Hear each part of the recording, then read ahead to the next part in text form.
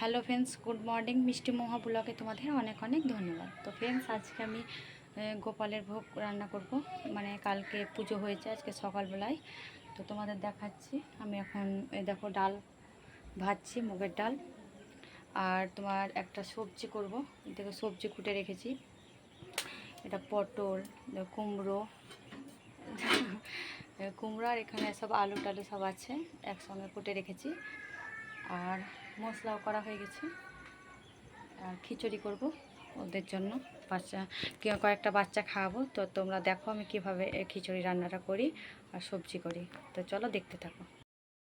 দেখো আমার পটলটা হালকা ভেজেছি, উপরে আলুটা একটু দিয়ে দিলাম। তো দেখো আমি পটলটা একটু ভাজলাম।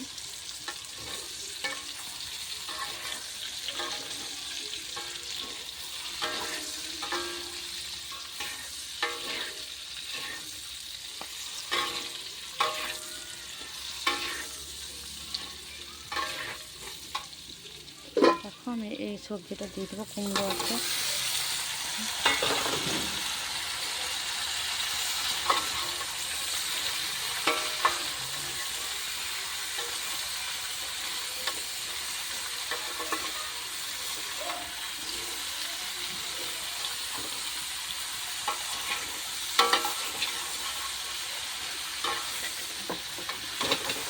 এটা উল্টে যাচ্ছে, তো এটা একটু লাল লাল হয়ে যাক, ঢাকা দিয়ে দিই।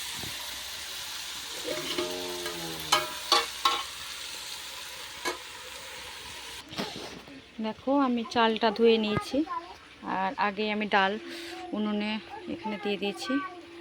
আর দেখো চাল, বাদাম দিয়েছি কিছুটা।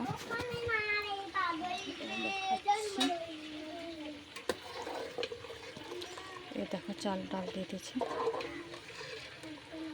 ডাল হালকা সিদ্ধ হয়ে গেছে, চালটা দিয়ে দেবো।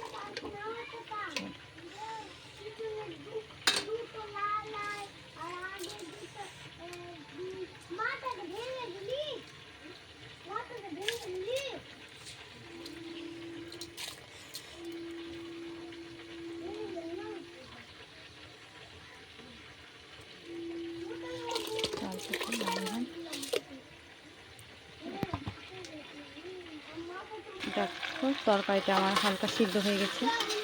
এই দেখো, দেখতেই পাচ্ছ।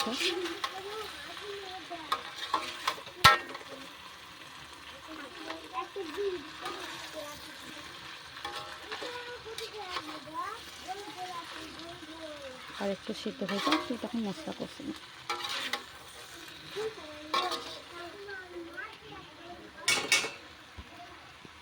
দেখতে পাচ্ছ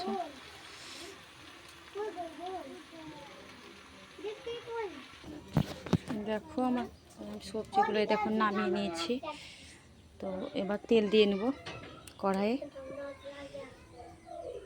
তো অল্প করে এবার আমি জিরা ফোড়ন দিয়ে দিয়েছি, দেখতেই পাচ্ছ।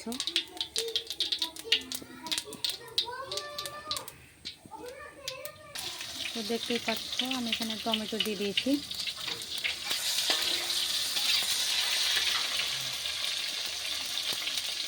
এটা আদা রসুনের পেস্ট আছে, না সরি, আদা রসুন নয়, এটা তোমার পেস্ট আছে। আমি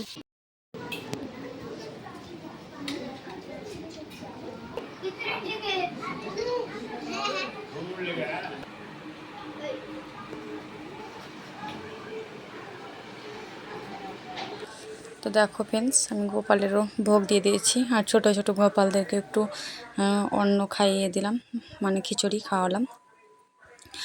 তো তোমাদের যদি ভিডিওটা ভালো লেগে থাকে তাহলে একটা কমেন্ট লাইক করো, আর সবাই সুস্থ থেকো, ভালো থেকো, বাই।